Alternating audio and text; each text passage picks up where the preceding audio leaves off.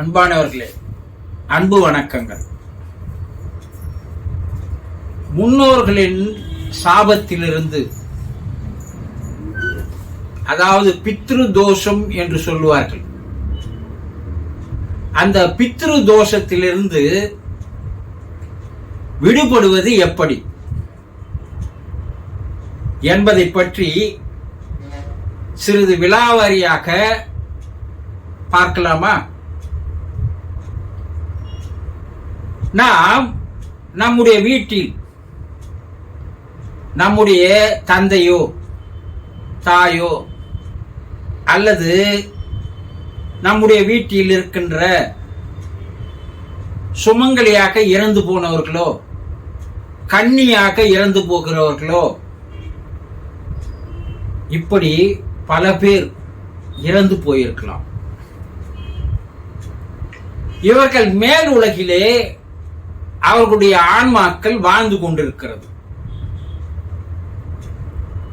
அவர்கள் படுகின்ற துன்பங்கள், கஷ்டங்கள், கவலைகள், வேதனைகள் இவையெல்லாம் அந்த குடும்ப உறுப்பினர்களை பாதிக்க செய்யும்.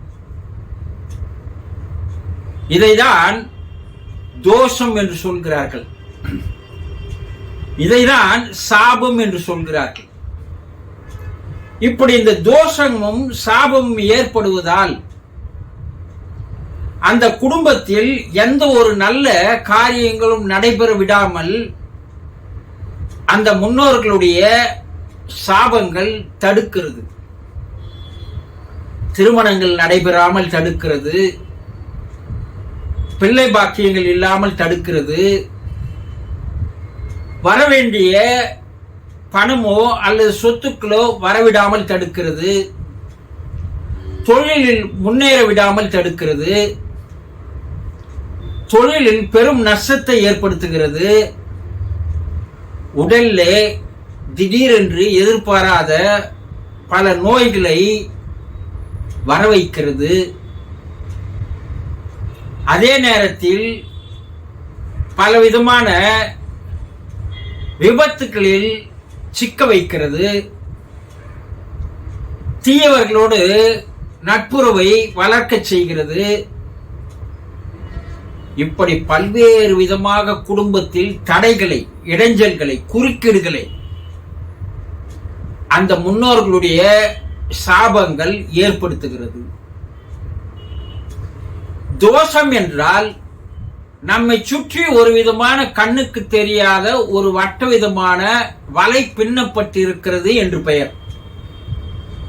இதை சரியா யாரும் விளக்குவது இல்லை.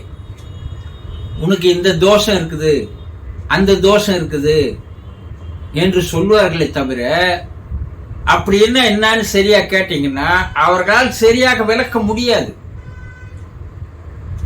உங்களுடைய உடலை சுற்றி, உங்களுடைய வீட்டை சுற்றி கண்ணுக்கு தெரியாத ஒரு மாய வலையானது விரிக்கப்பட்டிருக்கிறது. இது என்ன செய்யும்னா, எந்த விதமான நல்ல காரியங்கள் உள்ளே வராமல் தடுக்க செய்கிறது. இதனால் நாம் சிறையில் மாட்டிக்கொண்ட கைதி போல, ஒரு கூண்டில் சிக்கிக்கொண்ட பறவைகளைப் போல நாம் உள்ளேயே சிக்கி அதிலிருந்து விடுபட வழி தெரியாமல் பல்வேறு துன்பங்களை, கஷ்டங்களை, கவலைகளை, பிரச்சனைகளை நாம் சந்தித்து வருகிறோம். இவையெல்லாம் உண்மையா என்றால் 100% உண்மை என்பதை அக்காலம் முதல் கொண்டு கூறியிருக்கிறார்கள். வேத காலத்திலிருந்து ரிஷிகள், முனிவர்கள், யோகிகள், ஞானிகள், அவதாரங்கள், மறை நூல்கள், இதிகாசங்கள், புராணங்கள் எல்லாத்திலும் கூறப்பட்டிருக்கிறது. சிலர் சொல்லுவார்கள் இதெல்லாம் கட்டுக்கதை. இவை கட்டுக்கதைகள் அல்ல, உண்மை என்பதை இன்றைய ஆவி உலக ஆராய்ச்சியாளர்கள் நிரூபித்து காட்டியிருக்கிறார்கள். ஒருத்தர் நம்மள வயிறு எரிஞ்சு ஏதாவது ஒரு சாபம் கொடுக்கிறாருன்னா நம்ம வீட்டில் இருக்கிறவங்க என்ன சொல்லுவாங்க? அந்த சாபம் பலிக்கும் என்று சொல்கிறார்கள் அல்லவா? அவனுக்கு கருநாக்கு, அவன் சொல்றது நடக்கும்னு சொல்றாங்க இல்லையா? அப்ப இதை நம்பும் போது மேல் உலகில் இருக்கின்ற நம்ம முன்னோர்கள் கொடுக்கின்ற அந்த சாபங்கள் நடக்குமா இல்லையா? நடக்கிறது என்று கூறுகிறார்கள். அப்போ அந்த சாபங்களிலிருந்து விடுபடுவது எப்படி என்றால் பலர் பலவிதமான பரிகாரங்களை சொல்லுவார்கள்.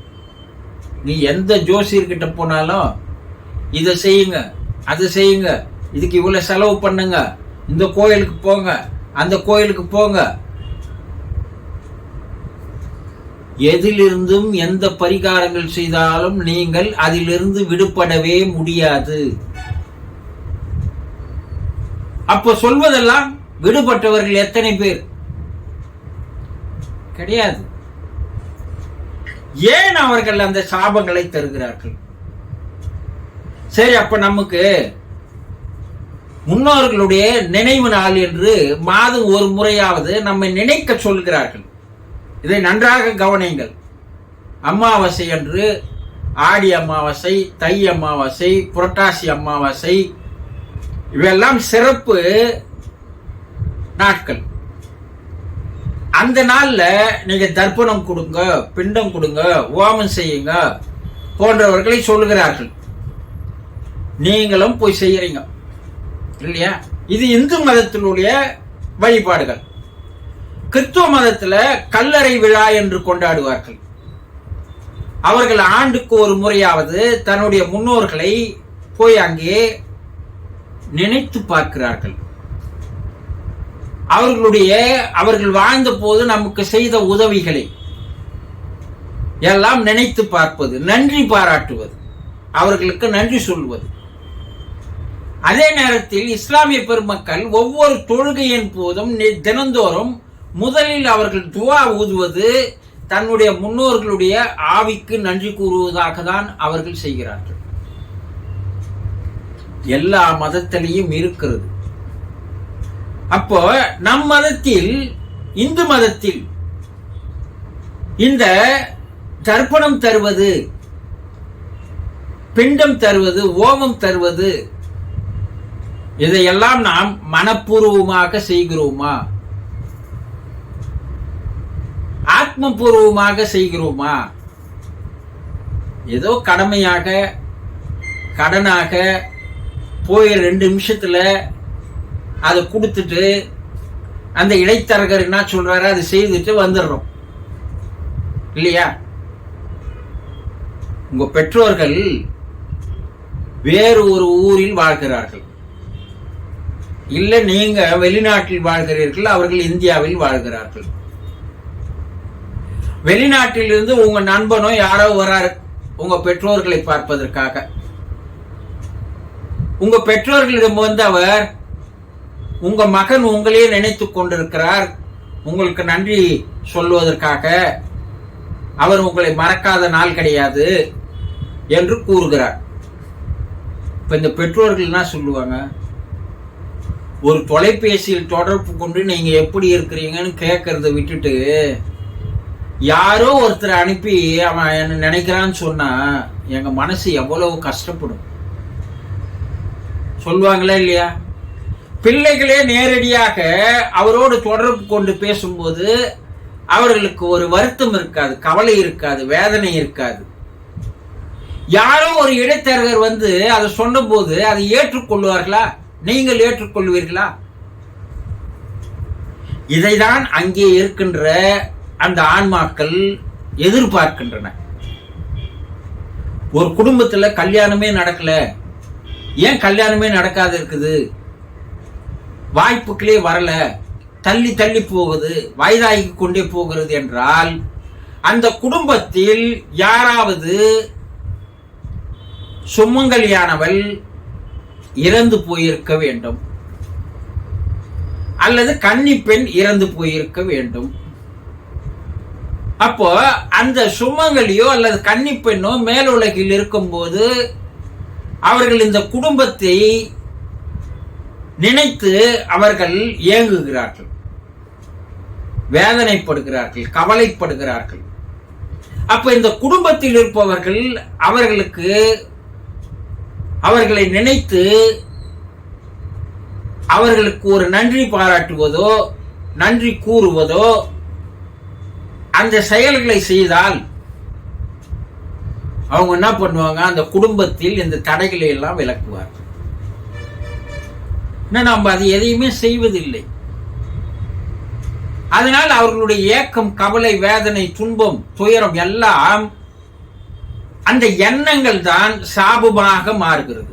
அந்த சாபம் ஒரு வலையை விரித்து வைத்திருக்கிறது.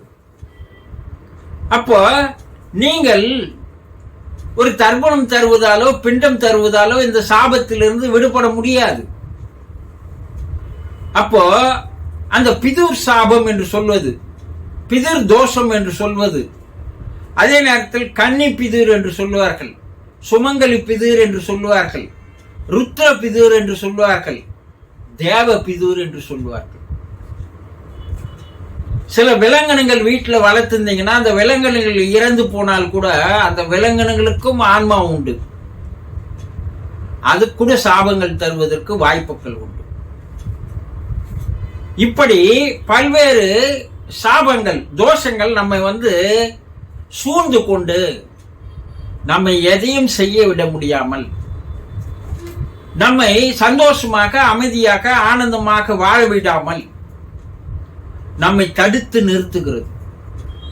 இன்று உங்கள் குடும்பத்தில் ஏற்பட்டிருக்கின்ற எல்லா பிரச்சனைகளுக்கு காரணம் உங்களுடைய முன்னோர்களுடைய சாபம் தான், தோஷம் தானே தவிர வேறு இல்லை.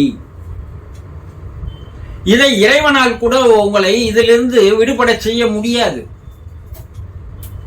ஏனென்றால் அவர்கள் அங்கே இறைவனிடம் தன்னுடைய மனவேதனைகளை தெரியப்படுத்துகிறார்கள். அப்ப அதிலிருந்து நாம் விடுபடுவதற்கு என்ன வழி என்றால், அந்த நேரங்களில், அந்த நினைவு நாட்களில், அந்த அமாவாசை தினங்களில் இந்த போலியான சடங்குகளை செய்வதை விட்டுவிட்டு பசி எடுத்து வறுமை கோட்டின் கீழே இருக்கின்ற, அடுத்த வேளை உணவிற்காக அலைந்து கொண்டிருக்கின்ற, நன்றாக வறுமையில் இருக்கின்ற ஏழைகளை பார்த்து அவர்களுக்கு வயிறார உணவு அளிக்க வேண்டும். ஏதோ ஒரு பொட்டலம் கட்டின்னு போய் கொடுத்துட்டு நான் அன்னதானம் பண்ணேன்னா அது அன்னதானங்கள் அல்ல. யார் பசியோடு இருக்கிறான் என்று பார்த்து அவனை அழைத்து அவனுக்கு நீங்கள் தானம் செய்ய வேண்டும், அன்னதானம் செய்ய வேண்டும். அந்த ஆன்மாக்கள் வயிறு நிறைய சாப்பிட்டு உங்களை ஆசீர்வாதம் செய்யும் போது நீங்கள் யாருக்காக, அந்த பெற்றோர்களுக்காக தான் இதை செய்கிறீர்கள் என்று அவர்களிடம் சொல்லும் போது அவர்கள் அந்த பெற்றோர்கள் ஆத்மா சாந்தி அடையட்டும் என்று வாழ்த்துகின்ற வாழ்த்துதான் அவர்களை போய் சேரும். வாயில்லாத எல்லா ஜீவன்களுக்கு அன்னைக்கு பசுக்கு மட்டும்தான் கொடுக்கணும்னு இல்லை, இறைவன் எல்லா உயிரினங்களிலும் கலந்திருக்கிறான். அந்த உயிரினங்களுக்கு உணவு அளிப்பது. 3, நீங்கள் அமர்ந்து உங்களுடைய பெற்றோர்களுக்கு நன்றி செலுத்துவது, பாராட்டுவது, அவர்கள் எந்த நேரமும் நாங்கள் நினைத்துக் கொண்டிருக்கிறோம் என்பது, நீங்கள் அங்கே சந்தோஷமாக இருங்கள், எந்த கவலையும் பட வேண்டாம் என்று சொல்வது, இதுதான் மிக முக்கியம். இந்த 3 செயல்களை தொடர்ந்து செய்து வந்தால் சில மாதங்களில் உங்களுடைய பிரச்சனைகள் ஒவ்வொன்றாக விலகி போவதை நீங்களே கண்கூடாக பார்க்க முடியும். அந்த ஆன்மாக்கள் மறுபிறப்பு எடுப்பதற்கு உங்களுடைய பிரார்த்தனை ஒரு நல்ல ஒரு வாய்ப்பாக அமையும். அங்கே துன்பத்தில் இருக்கின்ற உங்களுடைய முன்னோர்களை அந்த துன்பத்திலிருந்து நீங்கள் விடுபட செய்து விட்டால் உங்களுடைய துன்பத்திலிருந்து அவர்கள் விடுபடுவதற்கு உண்டான சூழ்நிலைகளை, வாய்ப்புகளை, சந்தர்ப்பங்களை ஏற்படுத்தி தந்து விடுகிறார்கள். இது 100% உண்மை என்பதை புரிந்து கொண்டு இனிமேலாவது பேருக்காக போய் சடங்குகளை செய்வது விட்டுவிட்டு உண்மையான செயல்களை செய்து உங்களுடைய பித்திர தோஷத்திலிருந்து விடுபட்டு அவர்களை மறுபிறப்பு எடுப்பதற்கு ஆன்மாவை சாந்திப்படுத்தி அவர்களுக்கு விடுதலை தந்து வாழ்க்கையில் சந்தோஷமாக வாழுங்கள். புரிந்து கொண்டீர்களா? சந்தோஷம்.